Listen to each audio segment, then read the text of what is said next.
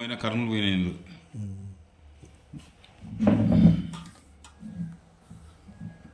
Friends, ఈ ఇండ్లు చూడండి. ఇదంతా ఇది ఆయన యజమాని ఇండ్లు. ఇక్కడున్న ఖాళీ స్థలం ఇది.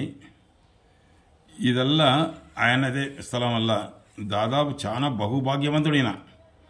అయితే ఏం జరిగిందో ఎందుకో తెలుసు కానీ ఇక్కడ ఉన్నది అపార్ట్మెంట్లు, ఈశాన్యం ఉన్నది అపార్ట్మెంట్, దాన్ని డెవలప్మెంట్కి ఇచ్చినాడు.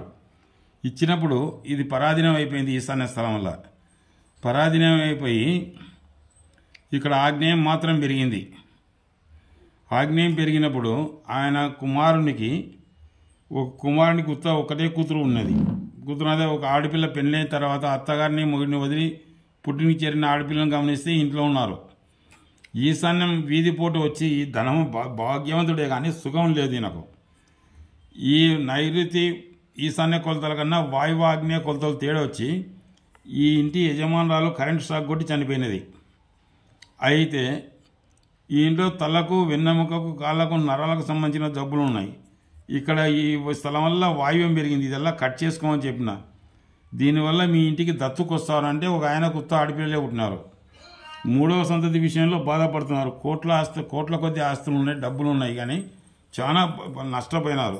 ఫ్రెండ్స్, ఈ ఇల్లు కల వాళ్ళు బహుభాగ్యవంతులు. అయితే ఈశాన్యంలో ఉన్నప్పుడు ఉన్న స్థలం డెవలప్మెంట్ కని ఇచ్చినారు. ఇక్కడ ఉన్నది డెవలప్మెంట్ కని ఇచ్చినారు. అప్పుడు ఈశాన్య స్థలం కోల్పోయినారు వాళ్ళు. అప్పుడు ఆగ్నేయంలో స్థలం పెరిగింది, ఉత్తర వాయువులో స్థలం పెరిగింది. కనుక ఉత్తర స్థలానికి ఉత్తర వాయువు పెరిగింది. ఇక్కడ నైరుతి ఈశాన్య కొలతల కన్నా వాయువు ఆగ్నేయ కొలతలు ఎక్కువగా తేడా వస్తే ఆ ఇంట విశేషంగా నష్టపోవాల్సి వస్తుంది. అలాగే వాళ్ళు చాలా నష్టపోయినారు. ఫ్రెండ్స్, ఆ యజమానికి 3 కుమారులు, ఒక కూతురు ఉంది. ఆ తర్వాత ఆ యజమాని ఆ ఇల్లు కట్టిన తర్వాతనే ఇది డెవలప్మెంట్కి ఇస్తేనే ఆయన స్వర్గస్థుడైనాడు. స్వర్గస్థుడైన తర్వాత కొంతకాలానికి యజమానురాలు కరెంటు షాక్ కొట్టి స్వర్గస్థురాలైనది. 3 కుమారులు ఒకరికి ఒక కూతురు మాత్రమే ఉన్నది. ఒక ఆడ సంతతి మాత్రమే తర్వాత పెళ్ళైన తర్వాత పుట్టింటికి చేరింది. ఆగ్నేయ దోషాల వలన ఆడ సంతతికి ఇబ్బంది కలిగింది. ఆ ఇంటిలో అనారోగ్య కారణంగా డాక్టర్లకు, ఆసుపత్రులకు లాభం చేకూర్చడం అని వారు చెప్పినాను. ఆ స్థలానికి ఉత్తర వాయువు పెరిగింది.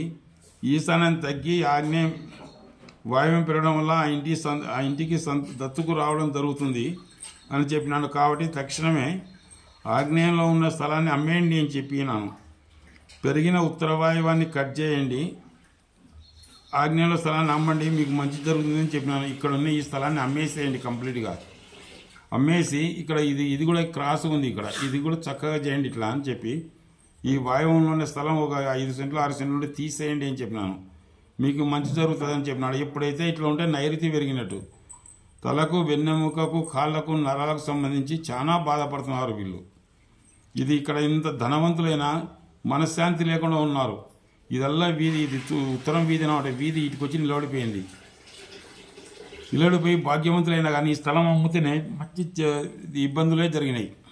ఇవల్ల సరి చేసుకుని ఇది అమ్మేసేయండి, ఇది తీసేయండి, మీకు మంచి జరుగుతుందని చెప్పి వచ్చినాను.